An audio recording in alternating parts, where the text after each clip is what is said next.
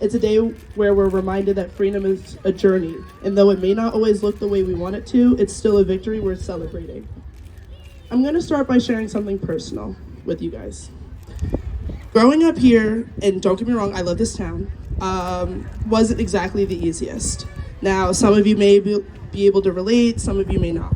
But for me, being one of the only black kids in my grade was very tough. I'd like to say it was all sunshine and roses, especially because of how much I love this town and most of the people in it. But honestly, it wasn't.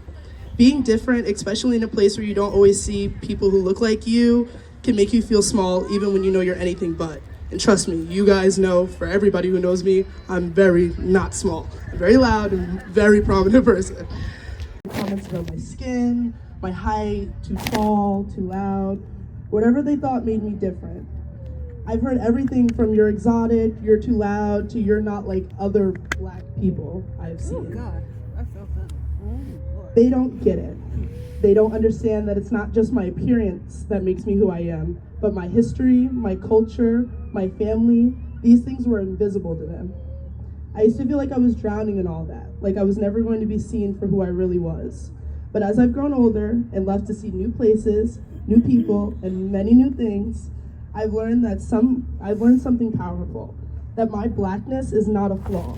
It's not something to be erased, minimized, or hidden. It's a gift. My mom would always tell me, never apologize for being who you are. My dad would always tell me when I would mistake and say, I'm sorry. He said, you're everything, you're not anything but Ayana. You are Ayana. That's where Juneteenth comes in for me. That this isn't just about the past, it's about understanding how far we've come and how far we still go.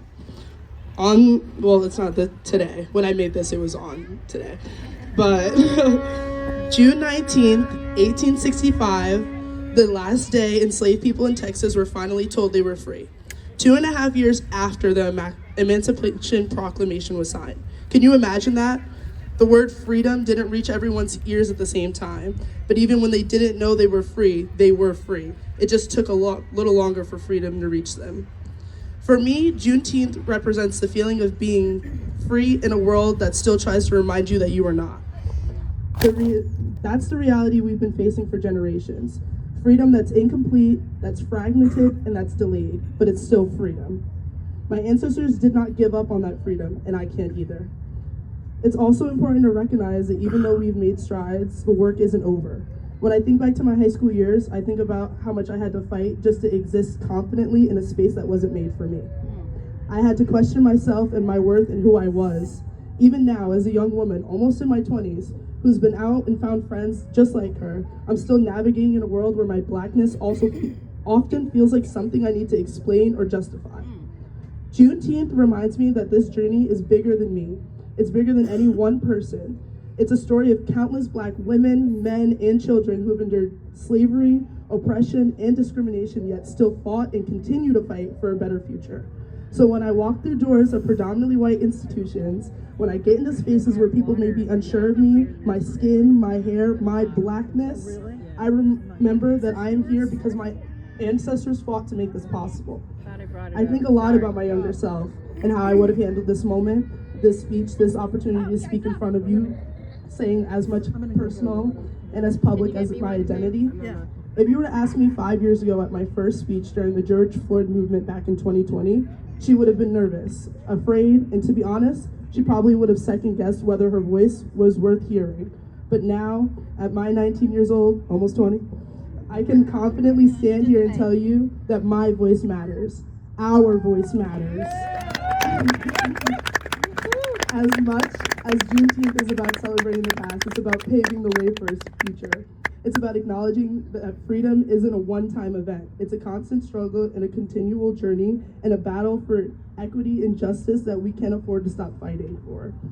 We may be in a place where certain freedoms are more visible than they were 150 years ago, but that does not mean the fight for real equality is here or over. When I look around the world we live in today, I see hope, I see progress, and I see so many young black people like myself and others learning to be proud of who we are. I see culture, our voices, our strength being celebrated in ways I probably would have never imagined growing up. but I also see work that remains. I see the need to stand up and speak out, to continue to demand the respect and equality that we deserve. So let's honor this day. Let's celebrate, not just the past, but the future. Let's honor the ones that came before us, our ancestors, our elders, our community, by forgiving where we come from and always striving for where we know we can go. And to everyone here today, no matter what you look like or where you come from or how you identify, remember this: your freedom is not something anyone can take away from you. Own it, protect it, celebrate it. Thank you.